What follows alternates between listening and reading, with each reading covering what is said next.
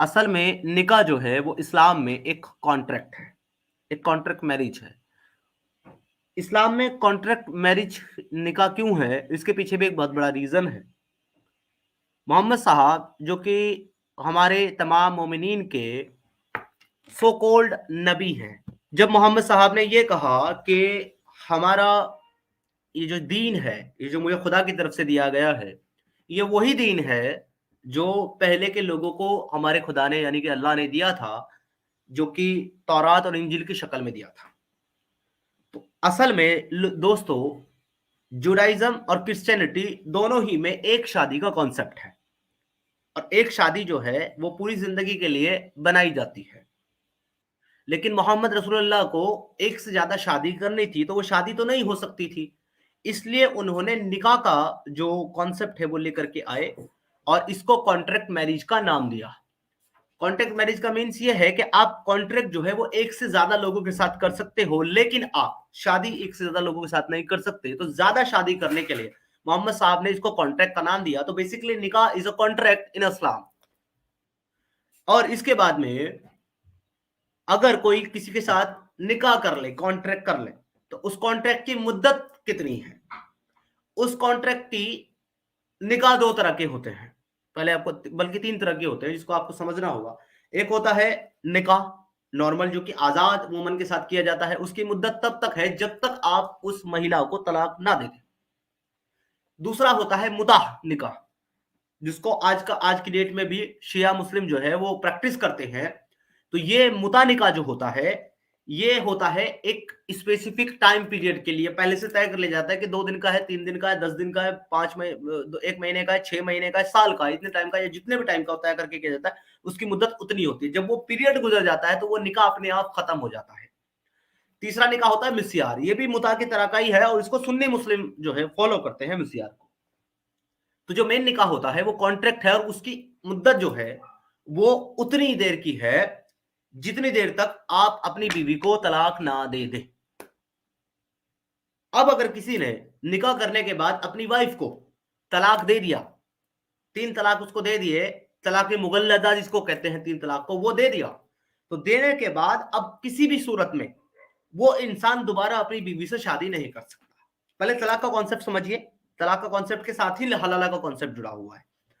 Like मेरी एक बीवी है जिसको मैंने गुस्से में या किसी भी वजह से, किसी भी वजूहत से उसको कह दिया कि मैंने तुझे तलाक दी, तो ये एक तलाक हो गई।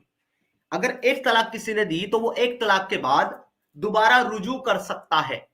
वो कह सकता है कि चलें छोड़ दें, मैंने वो गुस्से में कह दिया था पर तुम मेरे साथ रहो, तो वो वहीं से रुजू कर सकता है, उसके साथ रह सकता है अपनी बीवी के साथ।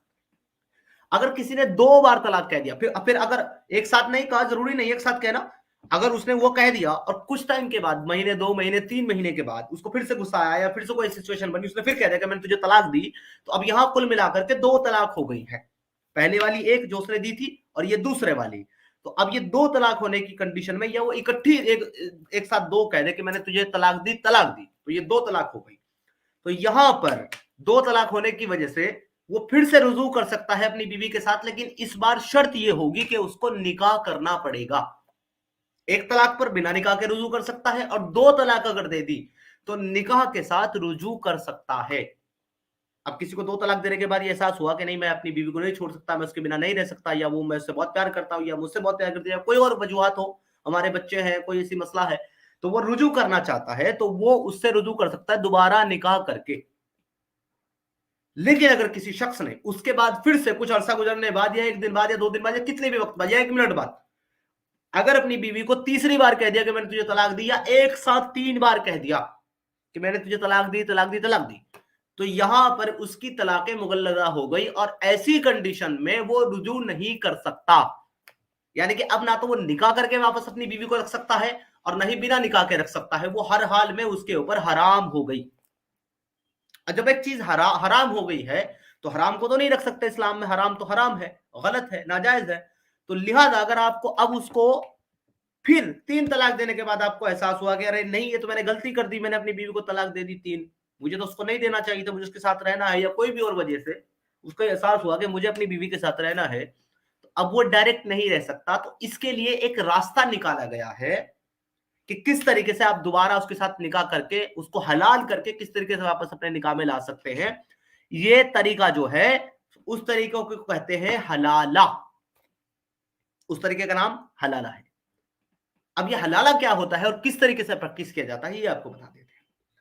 सपोज दैट किसी इंसान ने अपनी बीवी को 3 तलाक दे दी, तलाक मुगल्लदा दे दी। अब वो ये चाहता है कि मैं अपनी बीवी के साथ रहना चाहता हूं वापस, तो उसको क्या करना होगा कि उसकी बीवी को अब पहले किसी और गैर मर्द के साथ शादी करनी होगी, दूसरे किसी मर्द के साथ, अपने हस्बैंड के अलावा। और जब वो अपनी हस्बैंड के अलावा किसी और से शादी करेगी तो शादी करने के बाद में उसको उसके साथ सेक्सुअली फिजिकली इंटीमेट होना पड़ेगा कम से कम 1 बार। यानी कि यहां पर एक चीज और आपको समझने की है, यहां पर शर्त जो है ना वो उसकी बीवी की दूसरे के साथ निकाह करना नहीं है, बल्कि सेक्स करना है, फिजिकल इंटीमेट होना है। और फिजिकल इंटीमेट भी किस तरीके से होना है कि उसका जो हस्बैंड है वो कंप्लीट सेटिस्फाइड हो, मतलब वो इजेकुलेट करे, complete satisfaction, complete physical sex होना चाहिए।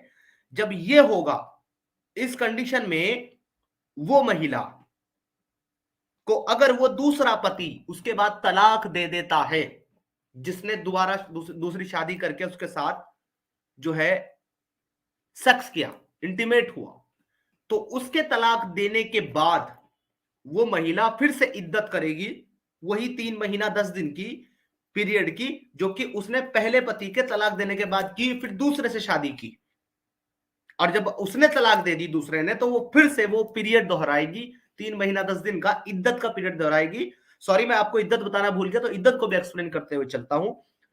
जब एक पति अपनी पत्नी को तलाक दे दे, तलाक मुगल्लदा, या वो अपनी बीवी को, या उसका पति मर जाए, उसकी डेथ हो जाए, या वो मुर्तद हो जाए, इस्लाम से बाहर निकल जाए मेरी तरह का, तो उसकी बीवी को ऑटोमेटिकली तलाक हो जाती है। और ये तलाक होने के बाद में उसके ऊपर ये वाजिब होता है कि वो 3 महीना 10 दिन की, 3 माह 10 दिन की इद्दत करे। अब इस इद्दत में महिला को करना क्या होता है, इस इद्दत पीरियड में, इस इद्दत पीरियड के अंदर वो महिला किसी भी कंडीशन में किसी गैर महरम के सामने नहीं आ सकती और ना किसी गैर महरम को देख सकती है।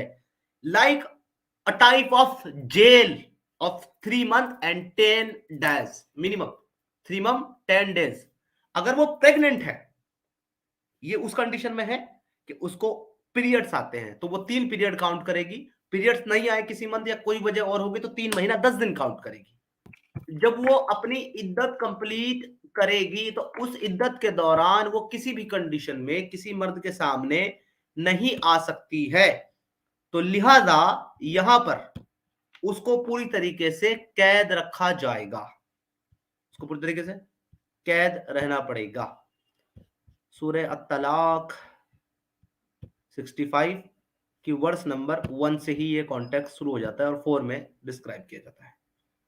ये सूरह तलाक की आयत नंबर 1 है जिसके ऊपर मैं डिस्कशन कर रहा हूं जी। तो ये सूरह तलाक की वर्स नंबर 1 है जिसमें बताया जा रहा है, ओ प्रॉफिट, व्हेन यू यानी कि Muslims divorce woman, divorce them for their waiting periods, तो ये जो वेटिंग पीरियड है यही इद्दत है। And keep count of the waiting period, और उसकी गिनती करो, शुमार करो उसको। एंड फियर अल्लाह, और अल्लाह से डरो। Your Lord do not turn them out of their house, उनको उस वक्त अपने उनके घरों से बाहर ना निकलने दो। यहाँ पे लोग कहते हैं कि जी ये देखो ये लिखा गया है कि उनको अपने घर से मत निकालो। एक्चुअली यहाँ पे ये नहीं लिखा गया कि उनको अपने घर से मत निकालो, बल्कि यहाँ पे ये लिखा गया कि उनको घर से बाहर मत निकलने दो, अंदर रखो। नॉर शुड दे लीव, और ना ही वो घर छोड़ करके बाहर निकले, unless they are committing a clear immorality, and those are the limits set by Allah, and whoever transgresses this limit, Allah has certainly wronged himself। अल्लाह जो है धमकियां दे रहा है उन लोगों को, कह रहा है कि भैया तुम ये जो वेटिंग पीरियड है आपका 3 महीने 10 दिन का मिनिमम, और अगर तुम प्रेग्नेंट हो तो तुम्हारा वेटिंग पीरियड जो है यानी तुम्हारी इद्दत जो है वो तब तक है जब तक तुम्हारी डिलीवरी ना हो जाए। हमल को जो है, अब बच्चे को तुम पैदा ना कर दो, या हमल तुम्हारा खत्म ना हो जाए, जब तक वो तुम्हारे पेट में है तुम्हारा हमल, तुम्हारा बच्चा, तब तक तुम्हारी वेटिंग पीरियड है। लाइक किसी महिला को दूसरे या तीसरे महीने में प्रेगनेंसी के तलाक दे दी उसके हस्बैंड ने, तो वो 9वें महीने में जाकर के डिलीवरी देगी या उसके बाद देगी, तो इस कंडीशन के हिसाब से उसको उसका जो वेटिंग पीरियड है वो 7 महीने से ज्यादा है, 7 मंथ से ज्यादा, क्योंकि वो जितना टाइम प्रेग्नेंट रहेगी तब तक उसकी इद्दत पीरियड चलता रहेगा। अब वो इद्दत पीरियड खत्म होने के बाद वो दूसरे शख्स से निकाह करेगी, वो उसके साथ कंप्लीट सेटिस्फाइड सेक्स करेगा, फिजिकल इंटीमेट होगा, उसी कंडीशन में जाकर के वो पहले हस्बैंड के ऊपर हलाल हो सकती है। अगर किसी ने शादी की, अब ये कहते हैं कि भी शादी करना जरूरी, शादी करना शर्त नहीं है, सेक्स करना जरूरी है। इसके लिए मैं एग्जांपल आपको बता देता हूं। अगर किसी ने किसी महिला के साथ, किसी डाइवोर्सी महिला के साथ, मुतल्लका के साथ शादी की, और वो हस्बैंड उसके साथ इंटीमेट होने से पहले, उसके साथ फिजिकल रिलेशन बनाने से पहले ही मर गया, तो उसकी जो शर्त थी वो कंप्लीट नहीं हुई, क्योंकि उसने उसके साथ अभी तक मुबाशरत सेक्स नहीं किया है, और सेक्स ना करने की वजह से उसके ऊपर इद्दत भी लाजिम नहीं हुई। अब उसको दोबारा हस्बैंड से निकाह किया, वो हस्बैंड मर गया, तो उसको इद्दत करने की जरूरत नहीं है, वो सीधा डायरेक्ट दूसरा निकाह करेगी, यानी कि तीसरा, अकॉर्डिंग टू काउंटिंग तीसरा निकाह करेगी। जब एक पति उनमें से कोई उसके साथ complete satisfied physical relationship build कर लेगा और उसके बाद उसको तलाक दे देगा, तो वो तलाक के बाद फिर से ये जो वेटिंग पीरियड है, इद्दत का पीरियड है, सेम कंडीशन अप्लाई होगी। प्रेग्नेंट है तो वही प्रेगनेंसी के दौरान, प्रेग्नेंट नहीं है तो हमल आते हैं तो 3 हमल, और हमल नहीं आ रहे हैं तो 3 महीना 10 दिन मिनिमम। ये वेटिंग पीरियड कंप्लीट जब कर लेगी, तब पहला पति उससे वापस शादी कर सकता है। This is the sharia law of talaq और this is the Quranic law.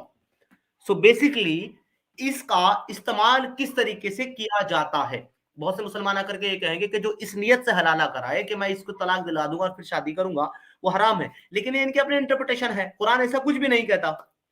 Basically हुज्जत जो है वो कुरान है, कुरान इस तरह की कोई बात ही नहीं करता। तो ये इनके अपने अकायद है, इनके अपने उलमा के, अपने स्कॉलर के बयान थे, लेकिन बेसिकली इतना चीज तय जरूर है कि हलाला का तरीका यही है। क्यों? क्योंकि जब तक कोई दूसरा पति उसके साथ जो है शादी करके, निकाह करके ये सब काम नहीं करेगा, पहले पति के लिए वो हलाल ही नहीं होती।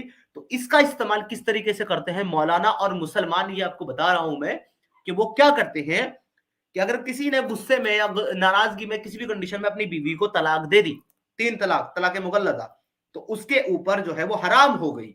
अब वो क्या करेंगे कि वो अपने किसी भाई बंद को पकड़ेंगे, अपने किसी रिश्तेदार को पकड़ेंगे, और सबसे ऑथेंटिक, सबसे ट्रस्टवर्दी जो इस काम में होता है वो होता है मौलाना, क्योंकि उनकी अपनी अपनी फैमिलीज होती है, अपनी अपनी शादी होती है, मस्जिद मदरसे में रहते हैं, उनको अक्सर इस काम के लिए प्रेफर किया जाता है। और बड़े मजे की बात है, और आपको बड़ा ताज्जुब होगा ये सुनकर, Pakistan, Afghanistan, Syria, Lebanon, Iran, Dubai, कैसे, सऊदी अरेबिया, इन कंट्री में तो बाकायदा ऑर्गेनाइजेशन बनी हुई है, और इवन पाकिस्तानी तो बहुत सारे फेसबुक पेज तक बना करके बैठे हैं इसके लिए कि अब भैया अगर किसी को अपनी बीवी का हलाला करवाना हो तो हमसे कांटेक्ट करें, एकदम 100% जेन्युइन सर्विस, ट्रस्ट वर्दी, और बहुत मिनिमम फीस। यानी आप अपनी बीवी उसको रात को दोगे डिंग डोंग करने के लिए, और साथ में उसको पैसे भी दोगे, और ये आप इसलिए करोगे क्योंकि आपको यकीन है कि वो सुबह तलाक दे देगा आपकी बीवी को, क्योंकि आपने पेड सर्विस ली है। तो ये चीजें चलती हैं। अब इसमें क्या होता है कि मौलाना को या किसी को भी एक को पकड़ करके उससे अपनी बीवी का निकाह कराया जाता है, और कराने के बाद वो रात भर उसके साथ ये सब काम करता है, और सुबह उसको कह देता है कि मैंने तुझे तलाक दी, तलाक दी, तलाक दी। लिहाजा उसको फिर से तलाक हो जाती है, और इद्दत पीरियड शुरू हो जाता है तलाक देने के साथ ही। वो इद्दत पीरियड कंप्लीट करने के बाद वो महिला, वो वुमन फिर से पहले पति के लिए हलाल हो जाती है। लिहाजा वो इंसान जिसने उसको तलाक दी थी, वो अपनी गलती इस तरीके से सुधार लेता है और उसको अपनी बीवी वापस बना लेता है। इसको कहते हैं साहब हलाला। अब इसमें मजे के कुछ पॉइंट्स हैं जिस पर मैं सवाल करना चाहता हूं, मजे के नहीं, एक्चुअली ये तकलीफ के पॉइंट है, लेकिन इन हमारे मोमिन भाइयों के लिए मजे के पॉइंट है। तलाक दी हस्बैंड ने। एक्स मुस्लिम समीम साहब, आप पैनल में हैं, मेरा सवाल आपसे भी है, ये आप मुझे बताइएगा। देखिए, तलाक दी हस्बैंड ने, क्योंकि बीवी को तो तलाक देने का हक ही नहीं है। हस्बैंड ने गुस्से में, सपोज करो खाने में नमक कम हो गया, हस्बैंड को गुस्सा आया, उसका अच्छा तू रोज ऐसा खाना बनाती है, तुझे को तलाक दी तलाक दी तलाक दी। अब वो गुस्सा आया हस्बैंड को, गुस्से में उसने तलाक दे दी अपनी बीवी को। और जनाब, उसकी गलती का सुधार कौन करेगा? उसकी बीवी। कैसे करेगी? दूसरे मर्द के साथ सोकर, दूसरे मर्द के साथ इद्दत 3 महीने की कौन झेलेगी? बीवी। मर्द बाहर खुले में घूमेगा निठल्ला, मजे से बिना रोक टोक के। चाहेगा तो उस 3 महीने में ना 10 15 20 लड़कियों के साथ अफेयर चला करके उनके साथ डिंग डोंग भी कर लेगा, उसको कोई रोकने वाला नहीं। वुमन जो है वो गैर महरम के सामने भी नहीं आ सकती, कमरे में कैद, अंदर उसको छुपा करके बैठा दिया। क्यों? क्योंकि उसने गलती की। क्या गलती की? कि उसने एक मोमिन के साथ निकाह कर लिया, उसकी ये गलती है। उसको सजा मिली, उसको 3 महीने की जेल हो गई। अब जेल से जब छूटी, जब उसकी रिहाई हुई, उसके बाद उसको कहा कि अब तू इसके साथ निकाह कर, निकाह का ड्रामा कर, कॉन्ट्रैक्ट कर और इसके साथ जाकर के सो जा। अब वो अपने ऊपर किसी एक गैर मर्द को झेल रही है, अपनी मर्जी से या बिना मर्जी के, क्योंकि उसको अपने बच्चों का फ्यूचर देखना है, क्योंकि उसको अपने पिछले पति को देखना है, उसको अपना पिछला घर देखना है, उसको बचाना है, तो उसको ये करना पड़ेगा सेक्रीफाइस। पति क्या कर रहा है? पति बाहर बैठ करके इंतजार कर रहा है कब सुबह हो और मेरी बीवी बाहर निकले, एक्स बीवी, और मैं उसके साथ फिर से जो है ना शादी करूं। ये तकलीफ झेल रही है महिला, गलती है मर्द की, तकलीफ झेल रही है महिला। तो मुझे ये बताइए एक्स मुस्लिम शमीम साहब, क्या आपको लगता है किसी भी एतबार से कि ये महिलाओं का हुकूक है, ये उनका राइट है, या ये उनके साथ एक बेहतर सलूक है इस इस्लाम का, जिन मुसलमानों का? क्या कहते हैं आप एक्स मुस्लिम शमीम साहब?